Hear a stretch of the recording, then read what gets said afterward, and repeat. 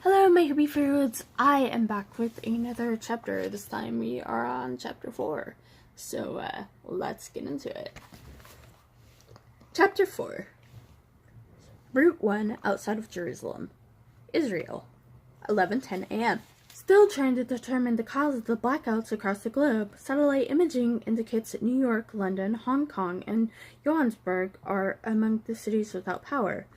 Sarah Levy leaned against the narrow seat of the rickety bus, straining to listen to the nasal British voice trickling out of the transistor radio on the dashboard.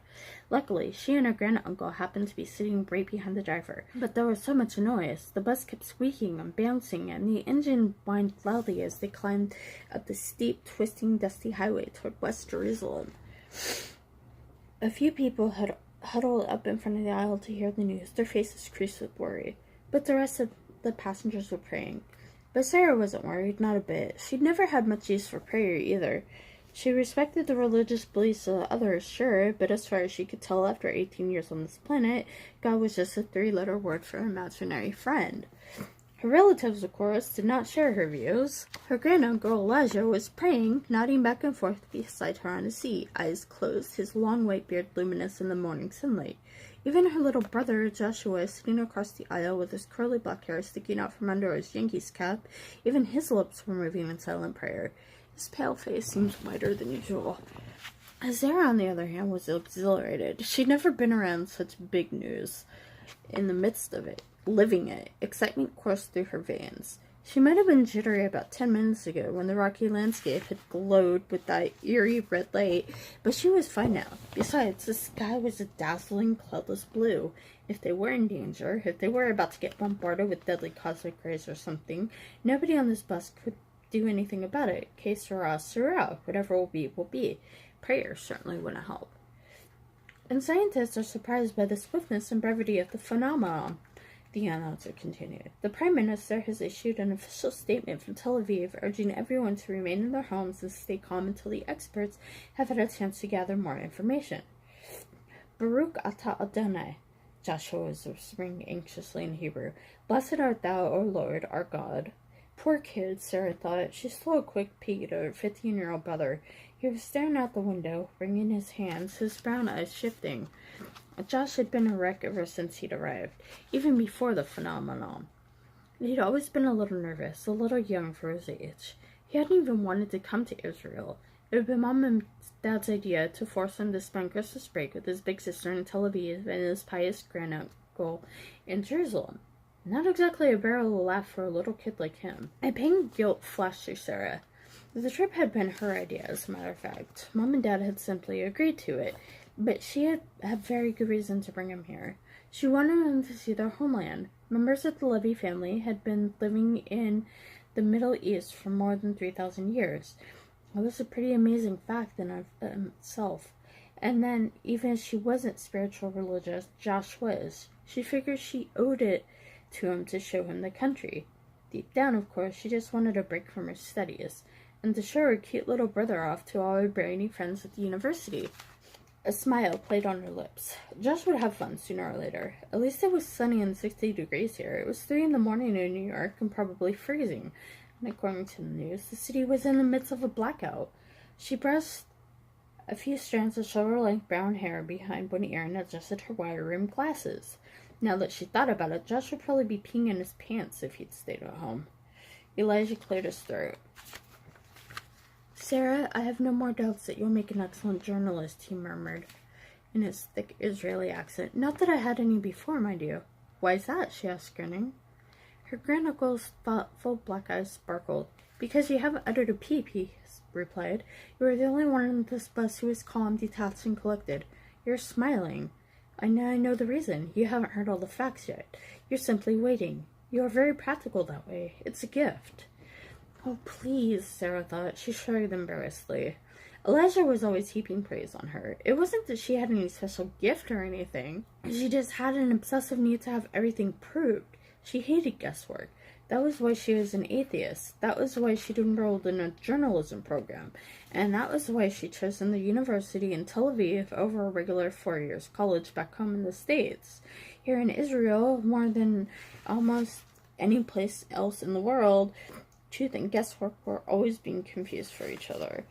She wanted to help set the record straight. Of course, she'd also come here for the danger and the conflict and the news that came out of it. Maybe she was overly ambitious, but she firmly believed that the news, the simple act of reporting the truth, was the one thing in the world that could unite everyone, no matter what their ethnicity, religion, or creed. This bus was a perfect example. The mysterious Rick Lowe had turned the passengers into a small family, drawn together by a common concern, from the small Arab child sitting behind her to the grizzled Orthodox Jew sitting next to Josh, from a gun-toting soldier to a Catholic nun. All of them were focused on the same thing, the need for truth. For these brief moments anyway, they were at peace with one another. Sarah turned her attention back to the radio. Haifa, yes, this is just from Haifa, the announcer was saying.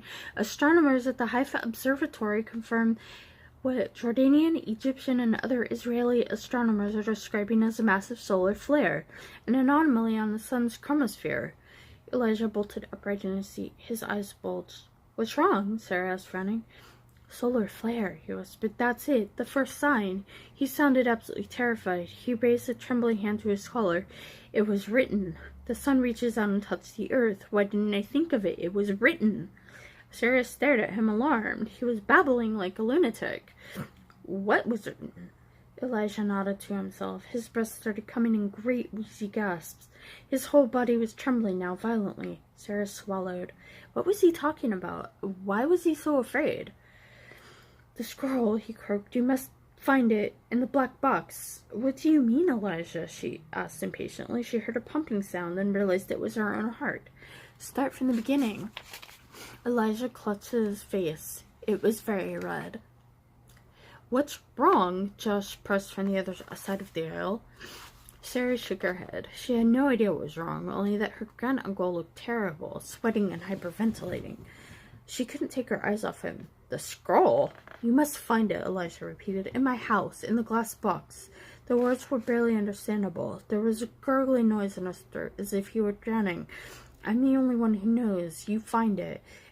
I'm the only righteous man who knows. I should have told you earlier. The code is hidden in the scroll. Use the code.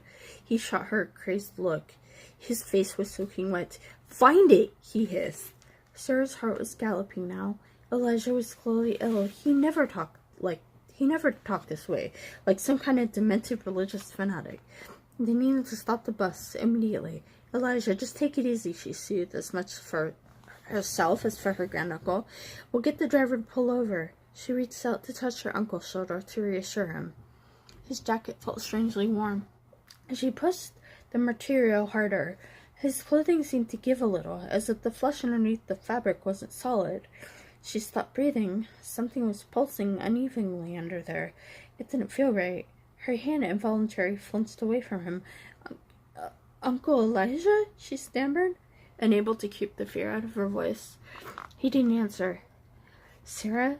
Josh demanded, his voice changing. Sarah, what is it? Oh my God, Sarah!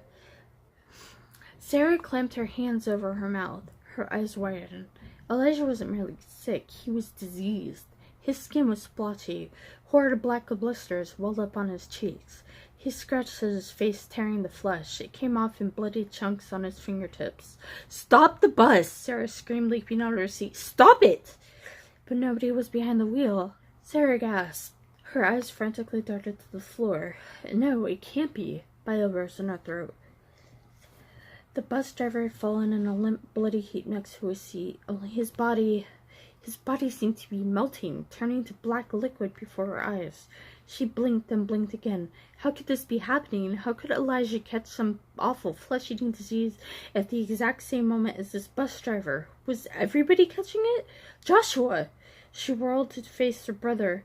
He gasped back at her and speaking, his skin as ghostly white as chalk. But he was the only one left. The rest of the passengers, the old Orthodox man, the Arab child, the soldier, the nun, all of them had collapsed, their bodies shifting, dripping, changing. The bus, Joshua cried, the bus! Sarah's feet kicked out from underneath her. Her glasses flew off. Gravity hurled her to the floor. Her head slammed into the dirty title, and next instant she was thrown against the bottom of one of the seats. Sharp metal tore into her back, but the pain was enough to cut through the shock. The bus is out of control, she realized with cold clarity. She rolled forward on her stomach and began clawing her way toward the front. Panic fed her strength, pushing her inch by inch right through the fetid liquid remains of the driver. The bus started swerving, teetering on one side. She lunged forward and threw her arms around the back of the driver's seat. She could plainly see the huge wheel in front of her, spinning like a top, only inches away, but she couldn't grab it. If she grabbed it, she'd lose her balance. She had to sit. With every ounce of strength, she fought herself into the seat. Too late. The bus careened through the guardrail with a wrenching squeal, then off the road, plunging down a steep embankment toward a broken stone wall. Sarah squeezed her eyes shut. She slammed on the brakes. The bus jerked suddenly. It slowed but didn't stop. She heard a shatter of glass, a high-pitched scream, and then mercifully the world faded to nothingness.